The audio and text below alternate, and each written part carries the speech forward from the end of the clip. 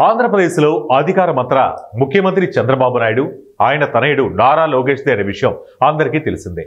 ఈ అధికారంలో ఇతర భాగస్వాములు ఉన్నా కూడా వాళ్ళ పాత్ర పరిమితమనే చెప్పొచ్చు.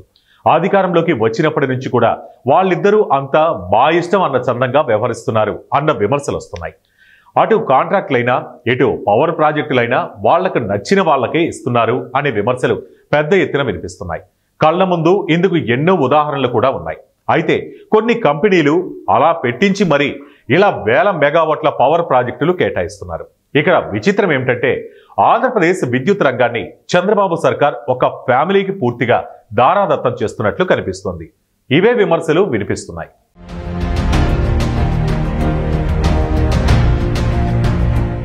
రాష్ట్రంలో చంద్రబాబు ఏకపక్ష నిర్ణయాలు తీసుకుంటోంది అన్న విమర్శలున్నాయి. రాష్ట్రంలో టీడీపీ, జనసేన, బీజేపీలు కూటమిగా ఏర్పడి అధికారం ఏర్పాటు చేసిన ప్రాజెక్టుల నిర్మాణాలు మాత్రం ముఖ్యమంత్రి చంద్రబాబు, ఆయన కుమారుడు మంత్రి నారా లోకేష్లు తమ అనునాయులకు మాత్రమే ఏకపక్షంగా కట్టబెడుతున్నారనే విమర్శలున్నాయి. నిన్న మొన్నటి వరకు మామ కంపెనీకి 4 భారీ విద్యుత్ ప్రాజెక్టులు కేటాయించిన సర్కార్ ఇప్పుడు అల్లుడు కంపెనీకి కూడా మరో విద్యుత్ ప్రాజెక్టు కేటాయించడానికి సిద్ధమైంది. ఎవరు ఈ మామ అల్లుళ్ళు అంటారా? ఆయనే నవయుగ విశ్వేశ్వరరావు. ఆయన అల్లుడు రఘురాయల. ఆంధ్రప్రదేశ్లో కూటమి ప్రభుత్వం అధికారంలోకి వచ్చి ఇటీవలే ఏడాది పూర్తయింది. ఈ ఏడాది కాలంలోనే చంద్రబాబు సర్కారు ఇటీవల వరకు నవయుగ ఇంజనీరింగ్, చింతా గ్రీన్ ఎనర్జీ పేరు మీద కలుపుకొని 5360 మెగావాట్ల సామర్థ్యంతో కూడిన పవర్ ప్రాజెక్టులను వివిధ జిల్లాల్లో కేటాయించింది. ఇందులో పంప్డ్ స్టోరేజ్, హైడ్రో పవర్ ప్రాజెక్టులతో పాటు సోలార్ ప్రాజెక్టులు కూడా ఉన్నాయి. చింతా గ్రీన్ ఎనర్జీ కంపెనీ విషయంలో అయితే అలా కంపెనీ పెట్టారో లేదో ఇలా ప్రాజెక్టులు కేటాయించుకుంటూ పోయారు. ఇప్పుడు అవి చాలవు అన్నట్లు నవయుగ విశ్వేశ్వరరావు అల్లుడు రాయల రఘుకు చెందిన ఆర్వీఆర్ ప్రాజెక్ట్స్ కు కూడా మరో 800 మెగావాట్ల పంప్డ్ స్టోరేజ్ పవర్ ప్రాజెక్టు కేటాయించడానికి ఇటీవలే ఆంధ్రప్రదేశ్ ప్రభుత్వ ప్రధాన కార్యదర్శి విజయానంద్ దగ్గర జరిగిన ఎస్ఐపిసి సమావేశంలో ఓకే చేసినట్లు అధికారిక వర్గాలు చెబుతున్నాయి. అంటే దీన్ని కూడా కలుపుకుంటే మామ అల్లులకు చెందిన కంపెనీలకు మొత్తం ఆంధ్రప్రదేశ్లో ఏకంగా 6160 మెగావాట్ల సామర్థ్యంతో కూడిన పవర్ ప్రాజెక్టులు కేటాయించినట్లు అవుతుంది. ఇది ఇంతటితో అయిపోయింది అనుకుంటే పొరపడినట్లే. రాజధాని అమరావతిలో కూడా ఇప్పటికే ఆర్బీఆర్ ప్రాజెక్ట్స్ కు దగ్గర 4377 కోట్ల రూపాయలు విలువైన 8 పనులు కేటాయించారు.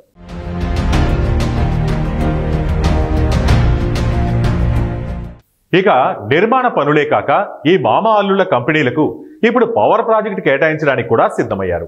ఇది అంతా కూడా ఒక ఎజెండా ప్రకారమే సాగుతోంది అనే విమర్శలు పెద్ద ఎత్తున వినిపిస్తున్నాయి. వీటితో పాటు కొన్ని మైనింగ్ వ్యవహారాలకు కూడా పలు కంపెనీలను బినామీగా ఉపయోగిస్తున్నారు అని అధికారిక వర్గాల్లో ప్రచారంలో ఉంది. ఇక్కడ మరో విచిత్రం ఏంటంటే ఏపీలో ఎన్ని వేల మెగావాట్ల విద్యుత్ ప్రాజెక్టులు దక్కించుకున్న చింతా గ్రీన్ ఎనర్జీకి ఇప్పటి వరకు వెబ్సైట్ కూడా రెడీ కాలేదు. గూగుల్ చేస్తే లాంచింగ్ సూన్ అని కనిపిస్తోంది. అంటే ముందు వేల కోట్ల రూపాయల విలువైన వేల మెగావాట్ల ప్రాజెక్టులు దక్కించుకొని ఆ పని చిన్నగా చేస్తారు అన్నమాట. అంతే. మరి వడ్డించేవాడు మనవాడైతే వెబ్సైట్ ఏంటి, కంపెనీ తర్వాత రిజిస్టర్ చేస్తామన్న ముందైతే ప్రాజెక్టులు అయితే ఇచ్చేలా ఉన్నారు.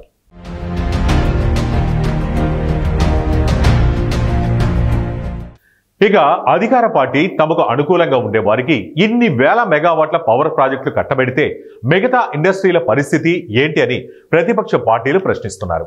సిపిఎం పార్టీ మాజీ ఎమ్మెల్యే, సిపిఎం పార్టీ కేంద్ర మాజీ కార్యవర్గ సభ్యులు ఎంఏ గఫూర్ మాట్లాడుతూ ముఖ్యంగా ప్రభుత్వం ఒక శాస్త్రీయ అధ్యయనం చేసుకుని ఎంత సోలార్, విండ్ ఎనర్జీ ఉత్పత్తి చేయవచ్చు, టైడల్ ఎనర్జీ, థర్మల్ విద్యుత్ తీయవచ్చు అని అధ్యయనం చేయాలని ప్రభుత్వాన్ని కోరారు. అలా ఏం చేయకుండా ప్రభుత్వానికి అనుకూలంగా ఉన్న వాళ్లకు వేల కొద్దీ మెగావాట్లు మంజూరు చేయటం, మెగావాట్కు పెద్ద మొత్తంలో రేట్ ఇవ్వడం, ఆ భారమంతా ప్రజలపై మోపడం సరికాదు అన్నారు. సోలార్ ప్రాజెక్టుకు మొదట వ్యయం ఎక్కువ అవుతుంది, కానీ ఆ తర్వాత నిర్వహణ ఖర్చు చాలా తక్కువ ఉంటుందంటున్నారు. కాబట్టి దానికి తగ్గట్లుగా వ్యయం కేటాయించాలన్నారు. రాష్ట్ర ప్రభుత్వం గుత్తేదారులకు ఈ ప్రాజెక్టులు కట్టబెట్టడం పునఃసమీక్ష చేయాలని వారు డిమాండ్ చేశారు. వీటిని రద్దు చేసి రేట్ టెండర్ల ద్వారా తక్కువ ధర కోట్ చేసిన వారికి మాత్రమే కాంట్రాక్ట్ పనులు కట్టబెట్టాలన్నారు. గ్రీన్ ఎనర్జీ పేరుతో రాష్ట్రంలో అనేక విద్యుత్ ప్రాజెక్టులు వస్తున్నాయి. ప్రధానంగా సోలారు, ఆ తర్వాత విండ్ ఎనర్జీ. వీటిలో సాంప్రదాయతరమైనటువంటి ఈ విద్యుత్తు రావడం అనేది మంచిదే. ఎందుకంటే పొల్యూషన్ తక్కువ ఉంటుంది. అయితే దీంట్లో గుత్తాధిపత్యం ఇప్పుడు మొత్తం విండ్ ఎనర్జీ అంతా రాయలసీమలో అదాని కంపెనీ వాళ్ళు సొమ్ము చేసుకుంటున్నారు. ఎక్కడ చూసినా కానీ వాళ్ళవి మనకు ఫ్యాన్లు కనపడుతుంటాయి. అట్లాగే ఈ నవయుగ కంపెనీకి సంబంధించి కూడా చాలా పెద్ద మోతాదులో వాళ్ళకు పవర్ ప్రాజెక్ట్స్ ఇచ్చారు. సోలార్ ఎనర్జీకి సంబంధించి కూడా తెలుస్తున్నది. ఆ రకంగా ఏమంటే రూలింగ్ పార్టీ తమకు అనుకూలంగా ఉండేటువంటి, తనకు అన్యాయాలుగా ఉండేవాళ్ళు లేదా తమకు సన్నిహితంగా ఉండేటువంటి వాళ్ళకే ఇన్ని వేల మెగావాట్ల ప్రాజెక్టులు కనుక ఇస్తే మిగతా ఇండస్ట్రియలిస్టులు మరి వాళ్ళేం కావాలా? అంతేకాదు అసలు ఏదైనా ఒక శాస్త్రీయ అధ్యయనం ఎంత సోలార్ ఎనర్జీ కావాలి, ఎంత తీయొచ్చు, మనం ఎంత విండ్ ఎనర్జీ తీయొచ్చు, అట్లాగే టైడల్ ఎనర్జీ కూడా తీయొచ్చు రాష్ట్రంలో, ఎందుకంటే చాలా పెద్ద సముద్ర తీరం ఉంది. అలా థర్మల్ ఎనర్జీ అంటే తీయొచ్చు, హైడ్రో ఎనర్జీ ఏమైనా ఏమీ లేకుండా ఎవరు తమకు అనుకూలంగా ఉంటే వాళ్ళకు వేల కొద్ది మెగావాట్లు మంజూరు చేయడం, ఆ మెగావాట్లకు విపరీతమైన రేట్లు పెట్టడం, ఆ రేట్లన్నీ కూడా ప్రజల నెత్తి మీద వేయడం. ఎందుకంటే మనం అదాని ప్రాజెక్ట్ చూసాం. దేశంలో ఎక్కడ ఏ రాష్ట్రం ఇవ్వనంత ఛార్జ్ ఆంధ్రప్రదేశ్ రాష్ట్రం ఇస్తుంది. జగన్ ప్రభుత్వం ఒప్పందం చేసుకున్నది. దాన్ని ఇప్పుడు తెలుగుదేశం కంటిన్యూ చేస్తుంది.